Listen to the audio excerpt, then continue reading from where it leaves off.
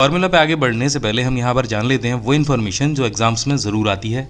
यहाँ पर अक्सर एग्जाम में पूछा जाता है कि एक्सेल में कितने रो और कितने कॉलम होते हैं।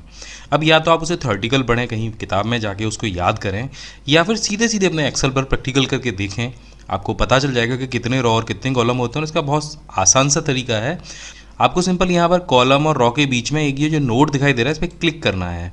और जैसे ही आप इस पर क्लिक करेंगे और आपको दिखाई देगी सबसे पहले रो की संख्या जो है 10,48,576। उसके बाद आपको कॉलम दिखाई देंगे जो है 16,384। अब इस पर जाया कैसे जाए, यानी सबसे लास्ट वाले कॉलम पे आप कैसे पहुंच सकते हैं और सबसे लास्ट वाली रो पे आप कैसे पहुंच सकते हैं। तो रो पे पहुंचने का तरीका मैं आपको बता देता हूं। आपको कंट्रोल के साथ में प्रेस करना है डाउन एरो का बटन। जैसे ही आप इस पर क्लिक करेंगे तो आप सबसे लास्ट वाली रो पे पहुंच जाएंगे और दोबारा से ऊपर पहुंचने के लिए आपको कंट्रोल के साथ अप एरो का बटन प्रेस करना है और आप सबसे ऊपर पहुंच जाएंगे। और सबसे लास्ट वाले कॉलम पर जाने के लिए आपको प्रेस करना है कंट्रोल के साथ में राइट एरो। तो आप देखेंगे यहाँ पर जो सबसे लास्ट वाला कॉलम है उसका नाम भी आप पता कर लीजिए, ये है XFD।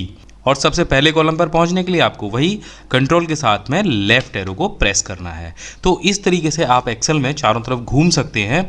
और अब हम बात करते हैं एक्सेल के कुछ बेहतरीन फॉर्मूलेज की।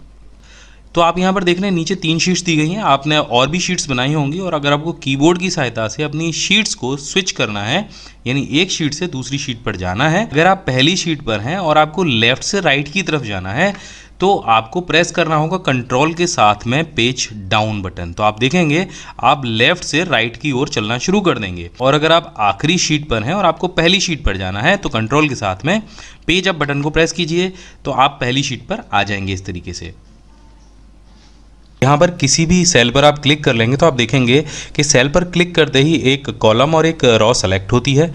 तो अगर आप सेलेक्टेड रो को हाइड करना चाहते हैं तो सिर्फ कंट्रोल के साथ 9 बटन को प्रेस कीजिए, तो आप देखेंगे वो जो रो है वो हाइड हो जाएगी। इसी तरीके से अगर आप कॉलम को हाइड करना चाहते हैं तो कंट्रोल के साथ 0 बटन को प्रेस कीजिए, तो जो कॉलम है, जो सेलेक्टेड कॉलम है वो हाइड हो जाएगा। एक से ज़्यादा करने के लिए आप एक साथ उनको सेलेक्ट कर सकते हैं। देखिए कुछ इस तरीके से मैंने ये B से लेके D तक के जो कॉलम है वो सेलेक्ट कर लिए हैं, और कंट्रोल के साथ 0 प्रेस करने पर ये एक साथ में हाइड हो जाते हैं। अब इनको अनहाइड कैसे करते हैं, तो रो को अनहाइड करने के लिए आपको वो एरिया सेलेक्ट करना होगा जिसके बीच में रो हाइड है। कीबोर्ड से प्रेस करना होगा कंट्रोल और शिफ्ट के साथ में 9 बटन, दोबारा से जो रो आपकी हाइड हुई थी वो अनहाइड हो जाएगी। अब चूंकि एक्सेल 2007 में कॉलम को अनहाइड करने का शॉर्टकट नहीं है, तो इसलिए आपको वो मैनुअली करना होगा। आपको यहाँ से सेलेक्ट करना होगा और राइट क्लिक करके इसे यहाँ से अनहाइड करना होगा।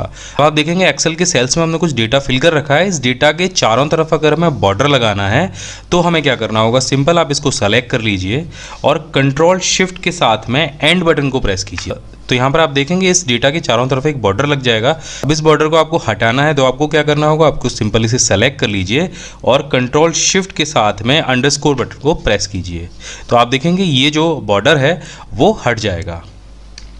तो आप देखें यहाँ पर कुछ नंबर्स लिखे हैं। अगर आप चाहते हैं कि करेंसी में कन्वर्ट हो जाए, साथ में दशमलव के 2 स्थानों तक 0 भी आ जाए, तो बस आप इसको सेलेक्ट कीजिए और शिफ्ट कंट्रोल के साथ डॉलर बटन को प्रेस कीजिए। तो आप देखेंगे जो आपके नंबर्स हैं वो करेंसी में तो कन्वर्ट हो ही गए हैं, साथ में दशमलव के बाद 2 0 भी आ गए हैं। अब बात कर लेते हैं किसी भी सेल को परसेंटेज में कैसे कन्वर्ट करते हैं। तो सिंपल आप सेल को सेलेक्ट कर लीजिए जिसको भी आपको परसेंटेज में कन्वर्ट करना है, और शिफ्ट और कंट्रोल के साथ में जो प्रतिशत का बटन है उसको प्रेस कर दीजिए। तो आप देखेंगे इस सेल की जो फॉर्मेट है वो प्रतिशत में कन्वर्ट हो जाएगी। अब यहाँ पे जो कुछ भी नंबर लिखेंगे वो अपने आप परसेंटेज में आएगा, जो कि पहले नहीं आ रहा था। जो शॉर्टकट मैं आपको बताने वाला हूँ, इससे पहले मैं एक फैक्ट और आपको बताता हूँ। एक्सेल के किसी भी सेल में जो भी नंबर लिखा होता है, अगर उस सेल को आप डेट फॉर्मेट में कन्वर्ट करते हो तो वहाँ पर एक डेट आ जाती है, और वो जो डेट होती है वो क्या इंडिकेट करती है मैं आपको समझाने वाला हूँ। हमारे कंप्यूटर का जो कैलेंडर होता है वो सन 1900 से स्टार्ट होता है। एक्सेल का भी इसी तरीके से होता है। तो अगर आप किसी सेल में 1 टाइप करके उसको डेट फॉर्मेट में कन्वर्ट करेंगे तो वो जो डेट आएगी वो आएगी 1 जनवरी सन 1900। मैं आपको करके दिखा देता हूं। हमने कंट्रोल शिफ्ट के साथ में प्रेस करना है सिर्फ हैश बटन को। तो आप यहां पर देखेंगे कि 1 जनवरी सन 1900 जो डेट है वो आ गई है। यानी ये जो नंबर है वो इंडिकेट करता है आपके दिनों को, जब से ये कैलेंडर स्टार्ट हुआ है। यानी यहां पर अगर हम 30 लिख देंगे कुछ इस तरीके से, तो यहां पर ये 30 जनवरी सन 1900 हो जाएगी। इस तरह से अगर किसी सेल में आज की डेट नंबर्स में लिखनी होगी तो मुझे वो नंबर्स काउंट करने होंगे 1 जनवरी 1900 से। तो यहाँ पर वो जो नंबर्स थे वो मैंने काउंट कर लिए हैं और वो नंबर आज के दिन के हिसाब से बैठते हैं 43,467 दिन, और अगर इस नंबर को हम डे में कन्वर्ट करते हैं कंट्रोल शिफ्ट और हैश से, तो ये बन जाती है आज की तारीख। तो आप समझ गए होंगे ये जो नंबर्स हैं ये सभी एक डेट है जो कि 1900 से स्टार्ट होते हैं, और जब आप इनको डेट फॉर्मेट में कन्वर्ट करेंगे तो वही डेट आ जाएगी जो डे काउंट किए गए होंगे। अब एक्सेल के किसी सेल में आपको करंट टाइम अगर एंटर कराना है तो आप क्या करेंगे, सिर्फ कंट्रोल और शिफ्ट के साथ में कॉलन बटन को प्रेस करेंगे और करंट टाइम आपके सिस्टम का एक्सेल के सेल में आ जाएगा। इसी तरह से आपको एक्सेल के किसी सेल में अगर करंट डेट एंटर करनी है तो आपको प्रेस करना होगा कंट्रोल के साथ में सेमी कॉलन बटन, और आप देखेंगे यहाँ पर जो करंट डेट है वो डिस्प्ले होने लग जाएगी। कभी कभी हमें ऊपर वाले सेल की वैल्यू नीचे वाले सेल में कॉपी करनी होती है, तो इसके लिए सिंपल आपको प्रेस करना है कंट्रोल शिफ्ट के साथ में डबल कोट को, तो जो ऊपर वाला सेल होगा एग्जैक्ट वही वैल्यू नीचे वाले सेल में आ जाएगी। और ये आप कितनी भी बार कर सकते हैं, बस आप एंटर करते जाइए, कंट्रोल शिफ्ट के साथ में डबल कोट प्रेस करते जाइए, और आप ऐसा कितनी भी बार कर पाएंगे। यहाँ पर प्रतिशत के लिए भी अगर मैं इस शॉर्टकट को अप्लाई करूँ तो यहाँ पर भी होगा, अगर मैं डेट के लिए भी शॉर्टकट अप्लाई करूँ तो यहाँ पर भी होगा, और अगर यहाँ पर टाइम के लिए भी मैं इसे अप्लाई करूँ तो यहाँ पर भी ये उसी तरीके से काम करेगा। इसी तरह से अगर आपको कोई फार्मूला ऊपर वाले सेल से कॉपी करना है नीचे वाले सेल में, जैसे इन सभी में मैंने फार्मूला लगा रखा है सम करने का, और यही फार्मूला मुझे सेम इस सेल में चाहिए, तो कंट्रोल के साथ में सिर्फ सिंगल कोट बटन को प्रेस करना है और वो जो फार्मूला आपको ऊपर वाले सेल में होगा वो जो कहते हो नीचे कॉपी होके आ जाएगा। बस इसे एंटर कर दीजिए और आप अपना काम कर पाएंगे। अब ये जो आखिरी फार्मूला है ये आपके बहुत काम का हो सकता है। कभी कभी एक्सेल की शीट में लगे हुए सारे फार्मूलेज हमें देखने होते हैं, चेक करने के लिए भी कि हमने किन किन सेल्स में फार्मूला लगाया है, किन किन सेल्स में नहीं लगाया है। तो सिंपल आपको कंट्रोल के साथ में प्रेस करना है टिल्ड बटन को, जो कि आपके एस्केप बटन के बिल्कुल नीचे होता है। जैसे ही आप इसे प्रेस करेंगे तो आपके एक्सेल शीट में लगे हुए सारे फार्मूले आपको डिस्प्ले होने लग जाएंगे, और आप चेक कर सकते हैं आपने किस शीट में कौन सा फार्मूला अप्लाई किया है और कैसे लिखा है। दोबारा से इसको हाइड करने के लिए आपको सिंपल दोबारा से वही कमांड प्रेस करनी है, यानी कंट्रोल के साथ में टिल्ड, और जो फार्मूले हैं वो अनहाइड हो जाएंगे। तेज़ी से आप कैसे सम कर सकते हैं, आप किसी भी टेबल के नीचे चले जाइए जिसका भी आपको सम निकालना हो, और कंट्रोल के साथ में आप प्लस बटन को एंटर कीजिए।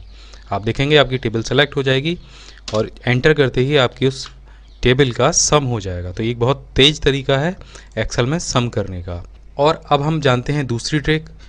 एक्सेल के किसी सेल में अगर आपको करंट टाइम लिखना है तो वो आप कैसे लिखेंगे। आप अपने कीबोर्ड से सिंपल दबाएंगे शिफ्ट और कंट्रोल का बटन, और साथ में सेमी कॉलन का बटन आप दबाएंगे, तो आपके सिस्टम का जो करंट टाइम होगा वो आपके एक्सेल के सेल में आ जाएगा।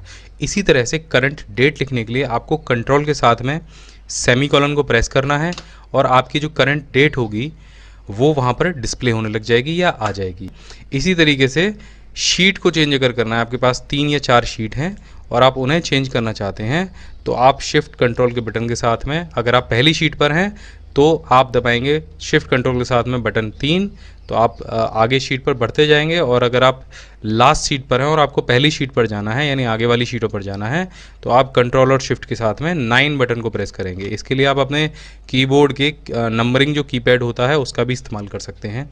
अब बात करते हैं हम इस टेबल को सेलेक्ट करने की। टेबल सेलेक्ट करने के लिए आप माउस का इस्तेमाल करते हैं इस तरीके से, लेकिन टेबल सेलेक्ट करने के लिए आप शिफ्ट और कंट्रोल के साथ में एरो की का भी इस्तेमाल कर सकते हैं।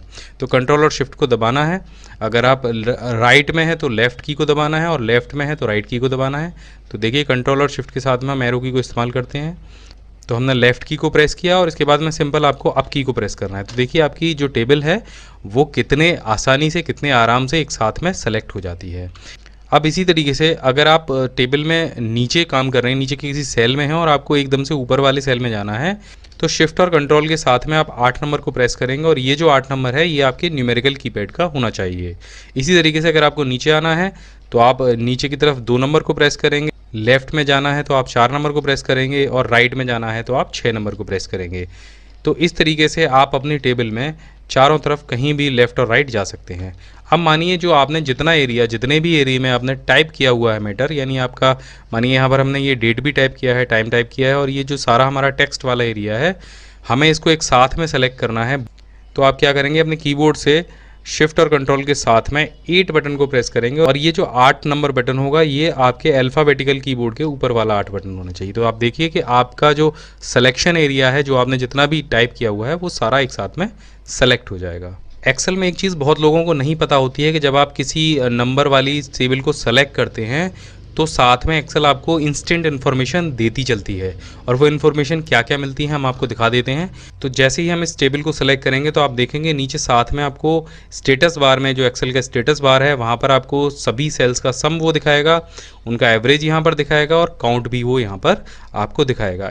अगर आप चाहते हैं एक्सेल आपको और भी ज़्यादा इन्फॉर्मेशन शो करे तो बस आपको राइट क्लिक करना है और आप यहाँ पर देखेंगे न्यूमेरिकल काउंट दिया गया है, मैक्सिमम और मिनिमम भी दिया गया है। तो आप इनको एक टिक लगा दीजिए तो आप देखेंगे ये सारी चीज़ें भी आपको यहाँ पर दिखाई देने लगेंगी। अब